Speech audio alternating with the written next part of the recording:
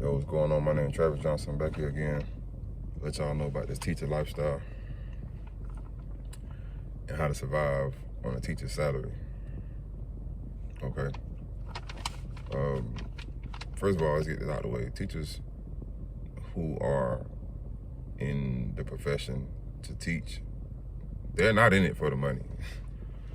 Not by a long shot, because we don't get paid enough.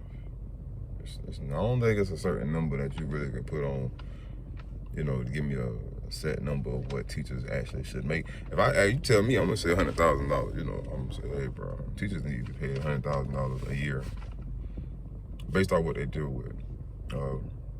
But we see everything from fights. People throw bleach. This is what I've seen throwing bleach. They'll swing on the teacher. They'll try to. Not me. I don't play those type of games. And as long as you don't open that door for them to try, they won't. But anyway, that's not what this video is about. This video is about the financial status of a teacher and how they deal with day to day. I would think that if you live alone, you need to have a side hustle to be a teacher, because the average salary in Jacksonville, Florida is like $49K, $48,800, something like that. It's right up under $50K. It's not, unless you have a master's degree, then it might go to $50K. That's it. That means your check gonna be like $2,100, $2,200, $2,300, something like that, around that realm, for anybody with a master's or a bachelor's. It's not enough to sustain life. But it is perks to health insurance, life insurance, dental, all that. But that's also coming out of your check. So I would advise, if you're a teacher and you're trying to figure out how to budget your life, better get you a partner. I would say get you a partner. Find somebody to live with. You live below your means. Don't try to do what everybody else is doing. Try to be like everybody else. Don't try to be outside. No, just, hey, get your money. How you get your money? Hey, I got a side hustle. Several, actually. I have 2 businesses that you got to open those other lanes. Get out of that comfort zone. Don't be complacent and be a teacher, because you'll be broke. So I would think I have a clothing business. I have a vending machine business. I work at a funeral home.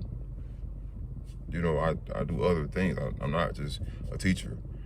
I tutor when I can, but that's bare minimum. But I'm not just going to work and using that check only. No, you'll be a fool in this day and age. You need at least, the minimum amount of money you need to live in this society is $4,000 a month, which is 4,000 times 12 months is $48K, which is exactly what they give teachers. They give you the bare minimum to survive. The bare minimum to survive. So we talk about just rent and car note, right? I'm just give you a number. If your rent is $1,300, something like that, your car note like $500, in that realm, that's your whole check. Your whole check is that's $1,800 gone. You got $200 left to deal with to make it to the next 2 weeks. So that's ridiculous. So I would say, hey, get you a partner, somebody who loves you, or you can live with your mama. I don't know. But if you're in Florida and you're trying to start a new career, you're trying to get your feet wet in this career, I would tell you, hey, get a partner. Share them bills with somebody, because, it's going to help. It's going to help a lot. What I do is, me and my girl, we split the bills. I don't care. I don't care about society and what they think about. And male and female, male do this. Hey, we'll cross that bridge when we get there. But right now, bro, we trying to survive out here. We trying to get this money best way we know how. We're not worrying about what people think, and you can't worry about what people think. They're going to be a distraction. You worry about what social media got to say. They don't know about your life. Anybody gonna know about your life until you tell them. nobody gonna give a fuck. Excuse my language, but nobody gonna care. Like, man, you better make your money, man. You surviving. That's what it's about, survival. Now, me, I'm also in school to get my master's in cybersecurity. So you gotta have an exit strategy. Don't be in this profession for the long haul unless you went to school for it and you love it dearly. Unless you have a goal, you trying to be a principal, AP, you trying to work at the school board, something of that nature, you know. But unless you're trying to do something like that, which I'm not, I don't care too much for it. But people who are, then, you know, hey, climb the ladder. But there's not a lot of movement in the profession of being a teacher as far as, you know, being ranked. Ain't no ranking up and all that. No, you guys just see a job was open to apply for it, you know. See the job in the school board and go for it, you know. And you gotta have the credentials to go to it. So, but the harder thing about it, if you're actually a good teacher, you don't have time to do that. You're trying to put grades in, you're trying to make sure your lesson plan is how it need to be. You gotta call teachers, you gotta call parents, you gotta call parents and of several students, missing students, you know, just being able to maintain your mental capacity of just being able to make it back to work some days. Like, man, I'm drained because I'm tired. What you do when you deal with kids every day is it drains you, you know. But that's neither here nor there. But the financial status of it, I would say get you a side hustle, find you something that you like to do that makes money, easy money, you know. Drive Uber. I don't, but it works. Find a second job. There's a lot of second jobs, a lot of part-time jobs out here, online, remote jobs, you know. Most of the time, people in the profession of being teachers, they're teaching out of field, so they didn't go to school for education. You know, a lot of people didn't go to school for education. They just, hey, they needed some money real quick. They needed a salary job that needed some money real quick, and it's a lot of those. Like, a lot of people who went to school for, you know, different majors, and they end up being educators. Not saying end up, but they can be an educator because they need a job right now. They're not complacent because they get this job right now, say their little money and go on about their day. They leave maybe 1 or 2 years, maybe 2, 3 years they might leave. And they might end up liking it. You might end up liking teaching. You might spend more time on it than you thought. But me, I'm on my way out.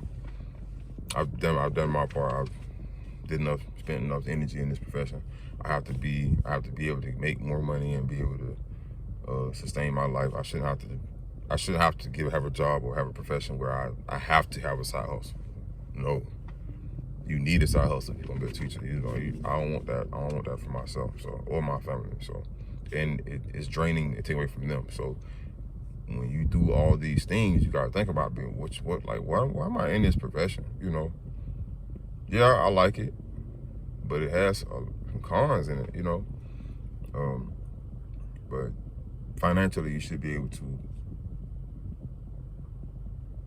use your money and then have some left. Like, you ain't got nothing left after you have your priorities to pay for. You know, you got children. That's another bill that we ain't even spoke on yet. So, the financial status of being a teacher it's not at the top of the list, which I think it should be though. Like, teachers should be getting compensated fairly. Like, man, like, oh my God, like, it should be at least in the 75, 80K range. But, you know, they don't care about teachers. Even though for them to make it through school and get where they needed to be to, they had to have a teacher. So they just step on teachers, which is crazy to me. But, yeah, I would say have a second job. In Florida, they pay teachers based off the, like, what is it called? I can't even think of the name. But they pay teachers based off the living arrangements in the city, you know. How much you need to survive in this city. That's what the cost of living, that's what it is. They pay you based off the cost of living in that city or that state. That's how it is in everywhere you go. California and New York, they're making this much amount of money, but the cost of living up there is out of pocket. So it's basically the same thing down here. It's not like, oh, you're making 90K being a teacher up there in New York. Yeah, but the cost of living, come on now. Studio apartments, out of pocket, come on. So don't let them, you're going to have kids. Make sure you got a partner who's going to be there for you and with you. Like, don't have these kids and be alone. We're going to pray for you. But, yeah, being a teacher with financial stability is it's a game you got to play. Don't live above your means. Don't try to be like everybody else. Don't try to keep up with everybody else. You know, the best thing about teaching, with the salary that we have, it teaches you how to be disciplined with your money.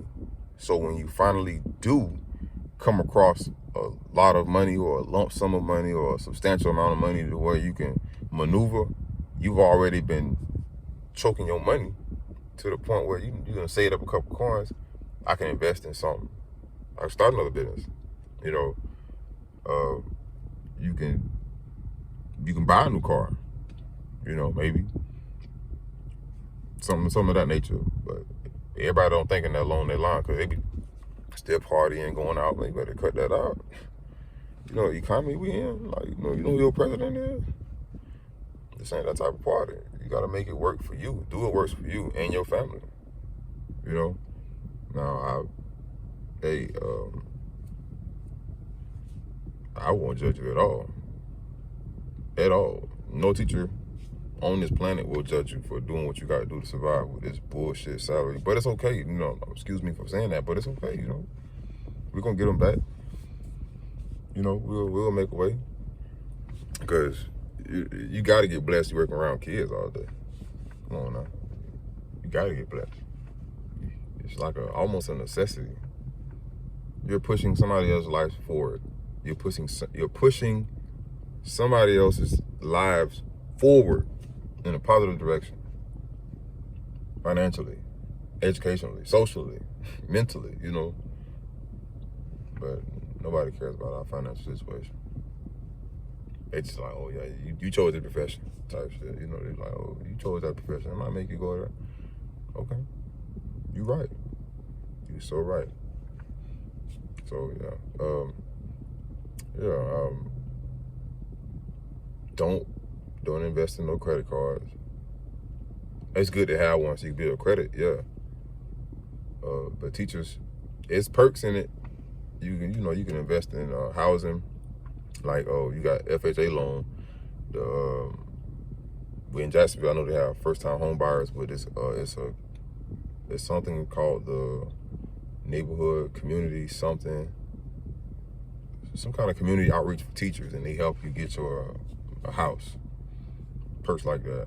But other perks, I don't get in for the perks, but kids, they work, they have jobs, and they give, not saying I'm going and do a student's job and they give me food and all that, but they'll do it. You know, nobody asking you to do it, but they'll do it.